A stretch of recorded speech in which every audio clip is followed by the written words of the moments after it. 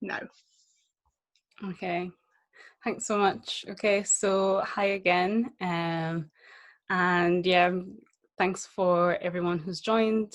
Um, so yeah, so in this webinar, I'm just going to be talking about a few things that I've learned over the past few weeks during lockdown, and kind of how I accidentally became a digital influencer, and how anybody can do it, why you should do it as well, and like the benefits of it.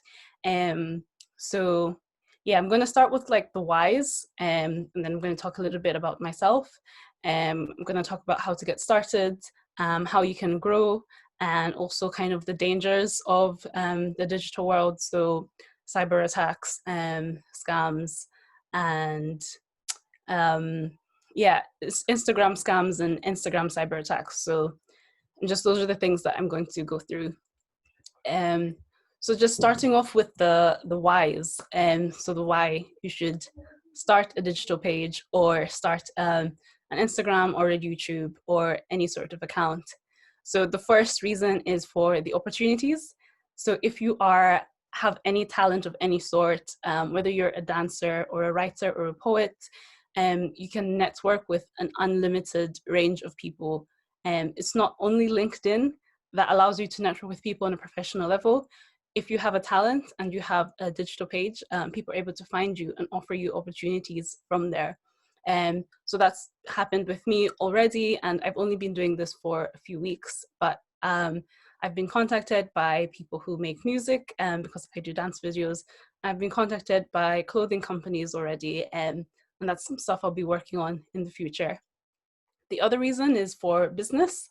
So if you make anything, if you provide a service, absolutely need to be on social media. Your reach will be so wide once you have an Instagram page because of the power of sharing. People will be able to share your stuff and you have a wider audience. So we know that advertising is no longer just through billboards and TV. People spend a lot of their time on their phones. So if you're able to advertise on your Twitter, on your Instagram, your Facebook or your YouTube, your business will grow like bigger than it could have if you just have a website. And the other reason as well to start a social media page is to make money, of course. So if you are an influencer and if you have a following, influencer marketing is huge. I think 93% of marketing is now influencer marketing, and that's according to Social Publi. So it's different to social media marketing, which is where you pay for an ad to appear on people's page. So influencer marketing is contacting people who have a following, or a niche, and asking them to, of course, sell your service. And the best thing about influencer marketing is you don't have to look a certain way to do influencer marketing. So you can be an LGBT activist, you can be a plus size woman, you can have even a skin condition that makes you unique, and you can have a following, and people want that. A lot of social media marketers want that. They want your niche and they want your following. So it's the great thing is that you don't have to look like a stereotypical model to sell something anymore. You can do it with your own following. So a little bit about me as well and how I got started. So I introduced myself at the start, but for everyone who just joined, I'm Chinyanta. I studied at Edinburgh University. I studied engineering there, but I've always kind of loved dancing and being creative and making things. So I had Instagram for about 2 or 3 years, and I had a following of around 800 people, just like family and friends. And during lockdown, run out of things to do, really run out of things to do. So I decided to start posting some videos. And what happened was the videos ended up getting shared and shared and shared and reshared. And my following grew from 800 to where it's currently at, which is almost 15,000 people, which is absolutely crazy. And it's never something I thought would have happened. But that's again just to say you don't have to have. I'm not the best dancer in the world. I'm not the most amazing stylist or anything. But if you have anything that you're really passionate about, you can really build a following. And if you do it for the right reasons, your following can grow really quickly. And yeah, so since then, I do have brands that I'm starting to work with, and I've been networking and I've been meeting more and more people. So those are the whys and the how I started. And so before you get started with your social media page, you also need to ask yourself why you're starting yourself. So why is it that you want to be on social media, and what is it that you want to say, and what is it that you want to do? This is because you need to have the willingness to do what you're doing, whether or not you have 1 million followers or whether you have 10 followers. And that's because engagement is more important than the number of people you have. So if you have loads of people who don't really care that much about what you do, it's really pointless. But if you have a small fan base that are really committed and really love what you do, you'll be able to sell products on your page. You'll be able to get more opportunities. So it's not just about being popular. So you should never start a page just to be popular and just to have a certain number of people. It should be about how engaged the people are with you. So your why should always be about providing value. And there's different ways you can provide value. You can either entertain people, you can provide them a service, so if you're a business, or you can teach people something new.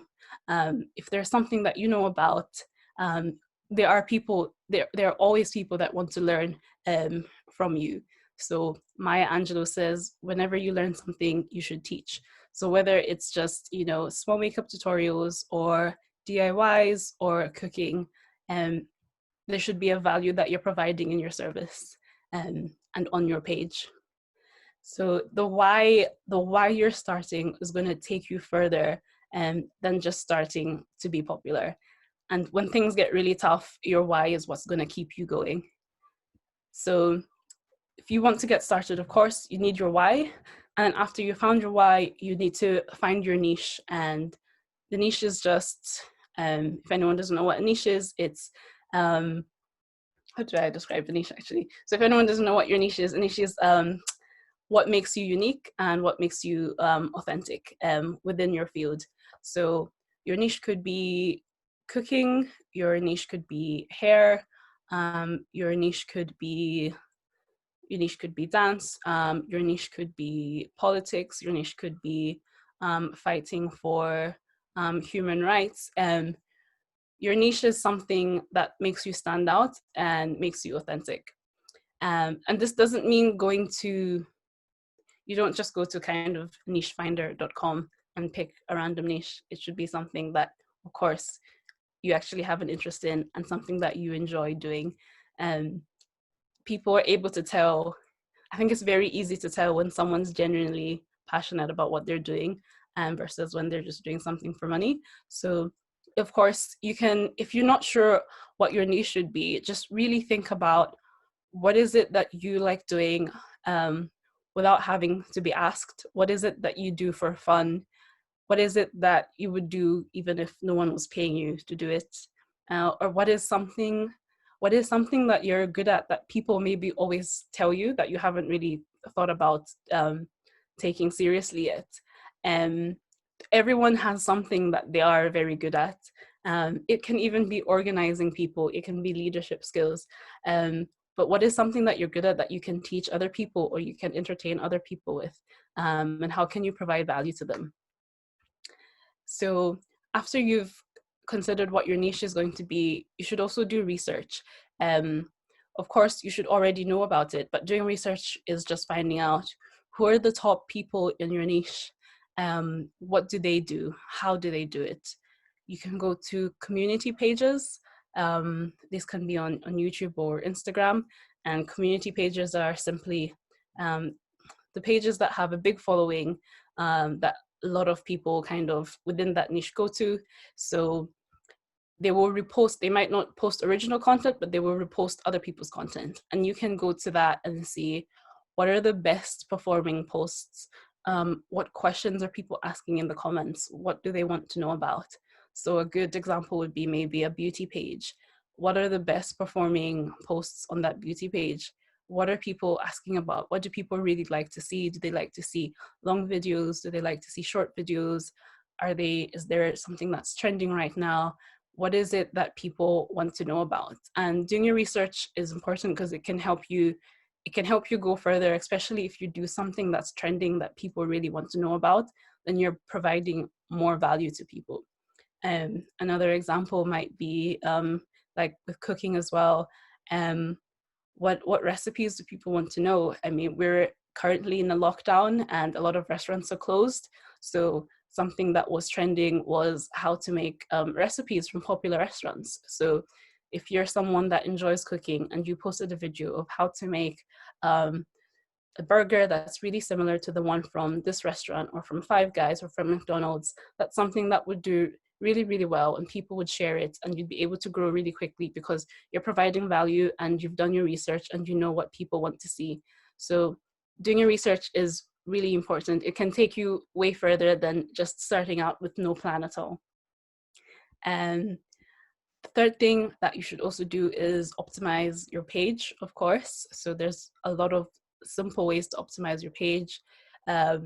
Make sure your page has a clear description of what you're about, a clear bio picture, and also use kind of relevant hashtags and follow kind of relevant people within your niche and try and engage with them. If you're using Instagram as well, I'll be mainly talking about Instagram because that's what I use. It's really good to set up your page as a business page. And to do that, you will have to make your account public, but I assume if you're wanting to grow, that's something you want to do. So when you make your account public and when you have a business page, you're able to see your insights and analytics of how your posts do. So you can see what's your best performing post, what do people like seeing, what time do people interact with your page the most, and you can see all those stats, and it's all really simple. And of course, as well, have a really kind of clean and clear biography. Don't just have, you know, some lyrics from a song, even though it might be a great song. People will click on your page and they won't know what it's about. So have a clean and clear description. You could just say, hi, I'm so-and-so, and I like doing this, or this page is about food, or this page is about fashion and clothing. So yeah, so just to summarize that again, you kind of want to find your niche. What is it that you like doing? What is it that you're passionate about? Do research in your niche, find out what can I make that people really want to see. Optimize your page. Really, I really advise using a business page. It's really great. It's a free feature.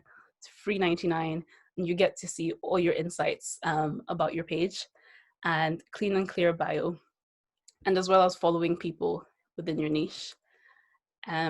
So the second part is how to grow once you get started. How can you grow your page once you've actually get started? So the first thing is good quality. Good quality is extremely important, and to have good quality, you don't need amazing equipment. When I started, I did not have any equipment. I was just using my window and a very cheap camera.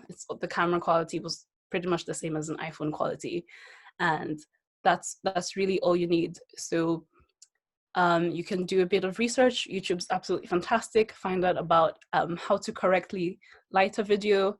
Of course, you want to be facing towards the light. Lighting makes a huge difference to your videos, your pictures, and your posts. And if you want to invest in other things, you can invest, of course, in a tripod. There are very cheap ones on Amazon, and that'll just help you kind of be quicker and place your camera around anywhere. If you want to take your photos of your products or of yourself or of whatever it is that you're making. I don't have a tripod. I just used to stack my camera on a bunch of books, and it worked for me. So you don't need to spend any money at the start, to be honest. You can also use editing software, and there's loads of free stuff. So I used InShot, and it's a free app. It's available for Androids and for Apple, and it allows you to do the basic editing. It doesn't have any watermarks, and it's very user-friendly, very simple to use. And I would really advise starting off with simple editing apps when you're starting, because I would say more money, more problems. So if you decide to go and invest in some fancy editing app because you want to have the best things, even though it's not necessary, once you do that, once you've invested in that editing app, you now need to invest in storage space. After storage space, you need to start doing tutorials to learn how to use that editing app, and there'll be updates that you need to pay for with the editing app. So it will bring you more problems at the start. So it's really better to start off simpler. The same with cameras. So I use a very simple camera. The camera I use is a Sony a6000. It's a very popular beginner camera. It's very cheap. But when if you want to invest in any expensive cameras, you find out that, well, if you buy this expensive camera, you also need the super expensive memory card that comes with it. And then you need extra batteries because it uses up so much battery space at one go. And then you need extra USB cables because it has some special connection. So I would honestly just advise starting off as simple as possible. Don't complicate things. It's easier to start off simpler. And the same with lighting. I have now invested in a light because it makes things easier, but that took some time as well. So once you buy the light, you also need the stand for the light, and then you need a box for the light, and you need batteries for the light, and it just gets, yeah, I would really advise to start off simple because that's what I did at the beginning. And the second way to grow is to be frequent and consistent. So one thing I would say is once you start, growth is inevitable, and that's one of the best things. You will grow inevitably. There are people that want to see whatever it is that you're doing. There's people that want to buy whatever it is that you're selling. Your growth is inevitable, but the speed of your growth is really determined by how frequent and how consistent you are with your page. So if you decide that you're going to only post once a month, then you're not really going to grow that quickly. But if you decide to be frequent and consistent with your quality, you are going to grow really quickly. And I can really guarantee you this. The more frequent and consistent you are, the quicker you will grow. And that's completely up to you. It's up to you how much time you want to put into that. A lot of people work full-time alongside doing their business page on Instagram or YouTube as a hobby. I also work full-time, so I'm able to put out about 1 or 2 videos a week. But if I could, I would put out as many as I could. Obviously, you want to plan in advance. Planning what you're going to do makes things a lot easier, and it will allow you to put out way more stuff and way more content that's going to help you grow. The third tip for growing is to obviously make content that's good. Now, content that's good, that depends on your perception of what's good and what your niche's perception of what good is. So that's why I said earlier about doing your research. Do people like longer videos? Do they like shorter videos? Do they like tutorials? Do they like information? Do they like loads of paragraphs of information or short paragraphs of information? Do they like interviews with people? Finding out what's the most popular thing will help you know what good content is. And when you make good content, social media will do the work for you because people will share your videos because they like them and they're good.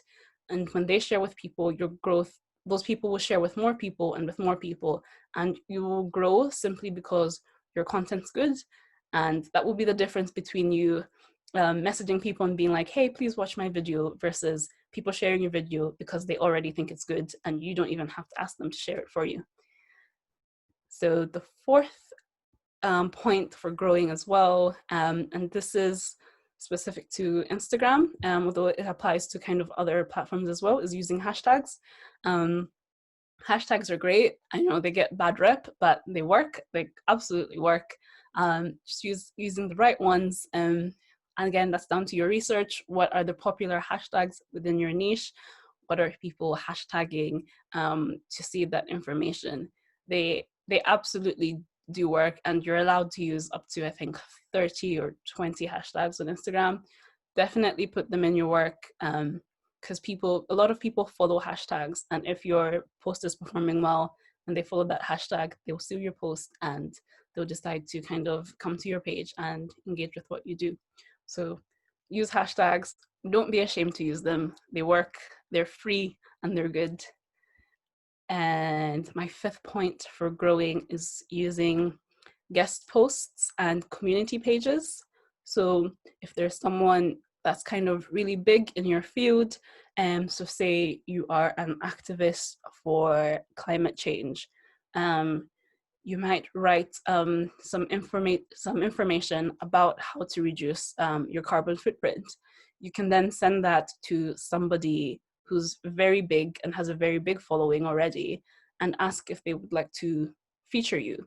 And if it's a good post, there's a good chance that they might say yes and give you credit. And from that, people will be directed to your page, or your website or your YouTube, and they'll be able to follow you from there. So using guest posts is a really good idea. Just reach out to as many people as you can and see if they want to share your stuff. Similar with community pages, tag them in your posts, send them your posts, and if they like your content, they'll share it for free and you'll be able to grow. So that's another really big way to grow. So a good example for me is one of the most popular videos I made was shared by The Shade Room. I'm not sure if anyone knows The Shade Room, but they have a following of 18 million people. And they had actually contacted me and asked if they could share my video because they had seen it on other pages. And because of that, that was really kind of what propelled my page forward. So them thinking my content was good enough to use on their page was such a compliment. And of course, it helped me grow a lot because that was such a wide reach of people, over 18 million. And so, yeah, so don't be shy in thinking that people won't want to share your content. If it's good content, they will want to share it and they will give you credit and you'll be able to grow. And of course, the seventh way, as I said before, is if you have a business page, you can analyze your stats.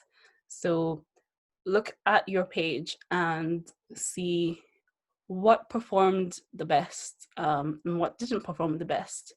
What do people like seeing? So there's two, in the fashion industry, I'll give an analogy, there's two models, getting a bit technical.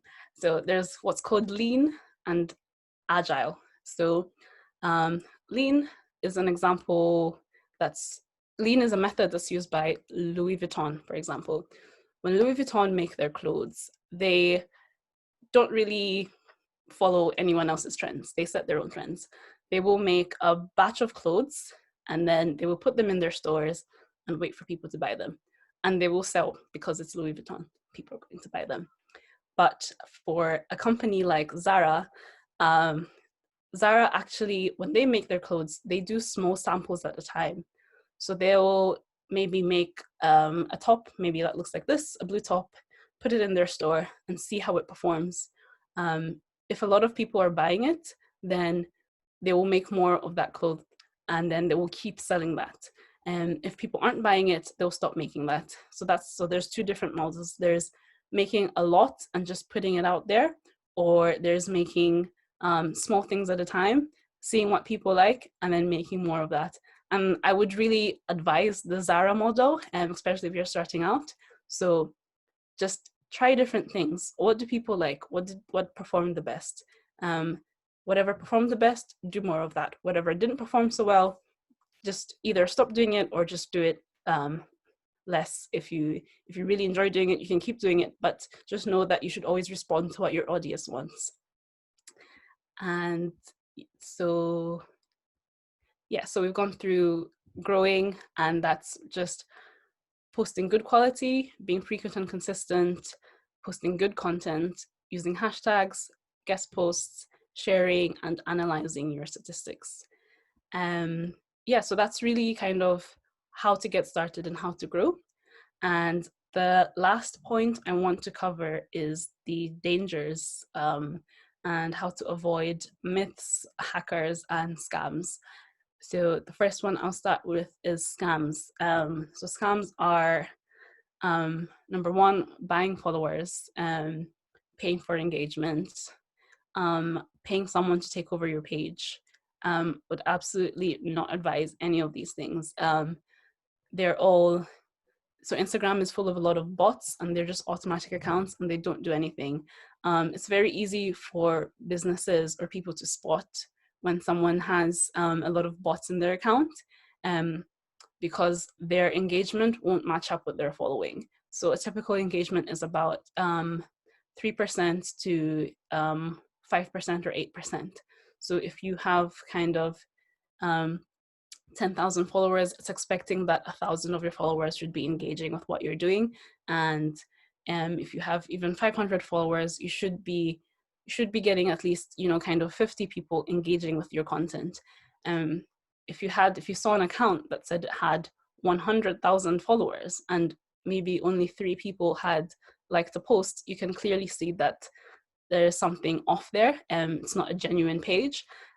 So I would absolutely not advise against buying any of these things. And also, they don't provide any value to your page. Your goal should be to either be selling a service or to be you're providing value for people, and you're not really doing this if there's fake accounts within your page. So I absolutely advise against any sort of paying for people or paying for followers or paying for views and likes and just any of that. Completely advised against it. The other danger is hacks. So hacking happens a lot on Instagram, YouTube, and TikTok and other sites. So always be careful, the same way you are with your emails and texts. If someone sends you a link that, even if it looks genuine, you should always check before opening it. There's been many big pages that have been hacked and have had to start over again.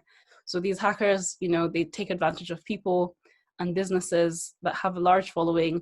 They'll send them something that looks like a genuine link. And once they've got their details, they'll then say, you need to pay X amount of money if you want your page back. Because that page could be someone's livelihood. Some people, you know, use their pages for their living, for full time. So just be aware of any suspicious links that you get. I would always check any links. I would never hand your details over to someone that you don't know. Yeah, there are some mean people out there, so definitely check anything that you open and check that it's genuine. And the other danger I'd advise against is some myths that exist. So these can be simply about how much money you're going to make, or certain things that happen when you're big.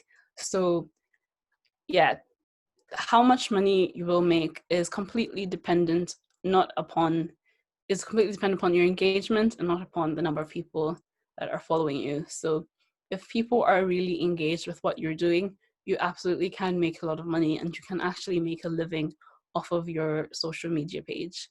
But if people aren't engaged with what you're doing, you're not going to be able to make a lot of money. I'd also be wary of myths about taking e-courses or those sort of things that also take advantage of people. And people might say that they took this e-course or this online book and now they're full-time, you know, Instagrammers. Yeah, some of those are myths as well. So I would say if someone was to approach you selling you a book and saying that they are a full-time blogger, Instagrammer, and that if you buy their book, then you can also be a full-time blogger and Instagrammer, that should ring a few alarm bells of whether they're making money off of selling that book or actually using Instagram as their job. So always kind of go, if you are going to buy an ebook or an online course, go with maybe someone you trust and not just a random advert that's appeared on your page. Yeah, so that's kind of everything that I really wanted to cover. So just why you should be on social media, how you can grow, how you can get started, and things you should avoid. So if anyone has anything they want to ask me, you can feel free to put it in the chat, or turn their mics on if they want to. But otherwise, that's what I wanted to cover. And I really appreciate everyone coming on. I didn't know how many people would be here or if anyone would be here at all. So I'm very grateful. And it's one of the first times I've talked to a camera for this long. So I really hope that you kind of gained something and enjoyed it.